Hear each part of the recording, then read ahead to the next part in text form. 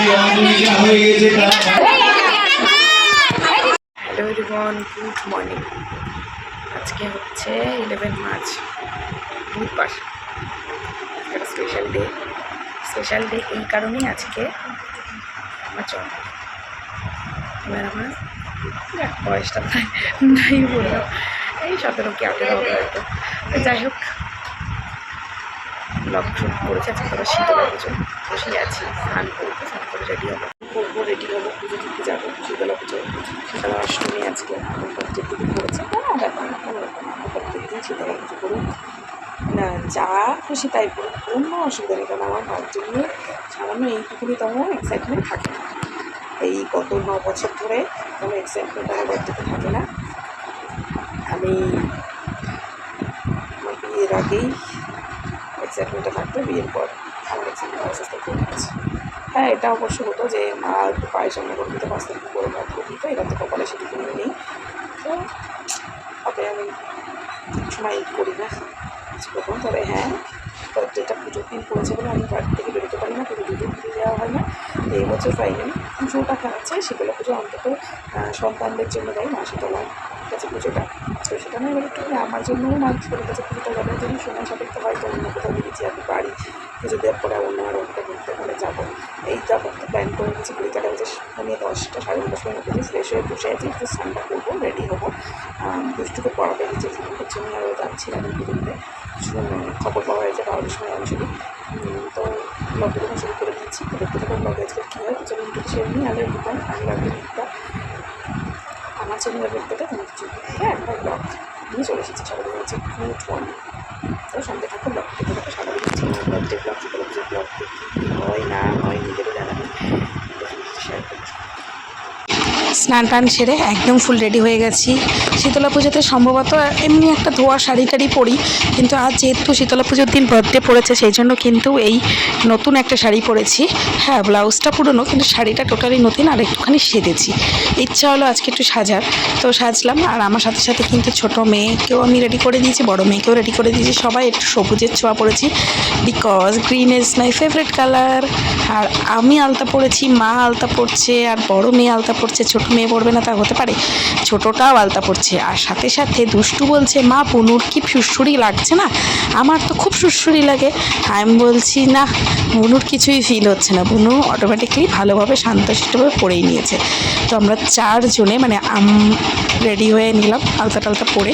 আর এখন দেখো, বাবাকে বলেছিলাম সব ফল টল নিয়ে আসতে, ফল, ধূপকাঠি, আবির, মিশ্রি। যেহেতু শীতলা পুজোর সাথে সাথে আজকে অষ্টম দোলও, তো পুরনো যে বাইরে শীতলা ঠাকুরটা থাকে ওটার সাথে সবাই দোল খেলতে হয়। এটা একটা নিয়ম আমাদের রানাঘাটের শীতলা বাড়িতে। তো দেখো, আমি 2 মেয়েকে নিয়ে, ভাইকে নিয়ে, মাকে নিয়ে চলে আসছি মামা বাড়িতে। মামি, পুনু আর আমার মাসি অলরেডি চলে এসেছে। তো সবাই মিলে আমরা এখন যাব। আর আমাদের সাথে সাথে পেছনে আমার 2 বৌদি, 2 কাকি, এরা সবাই ছিল। সবাই আকপিচ করে গেছি। আর ওখানে গিয়ে পৌঁছে জানতে পারলাম, আমি প্রত্যেক বছর পুজো দিয়ে একটু দাঁড়ালে তারপরে অঞ্জলিটা শুরু হয়।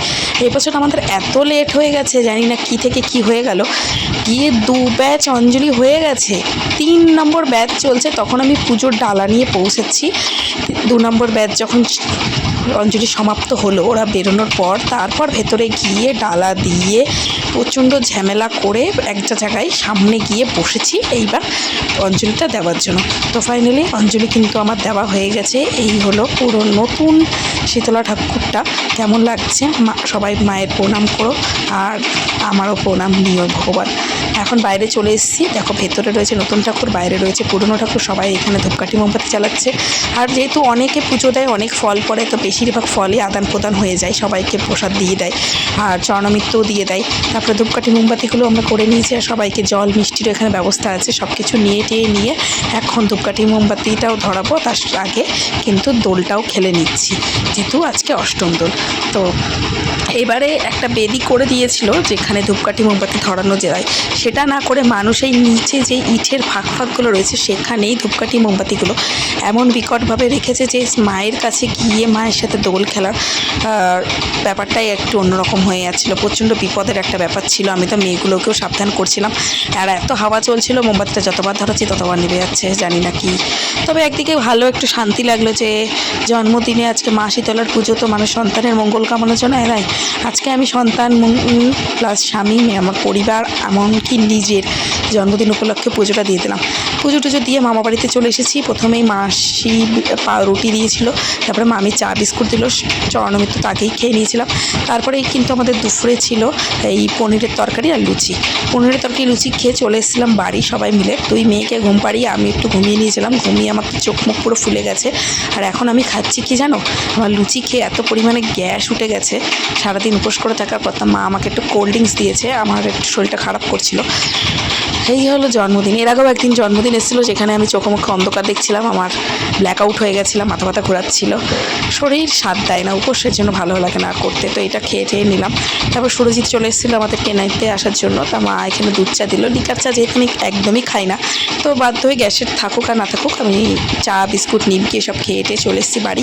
দুষ্টুকে বসিয়েছি একটু হোমওয়ার্ক করতে, আর সুরজিৎকে আমি একটু এসি চালানো শিখিয়ে দিয়েছি।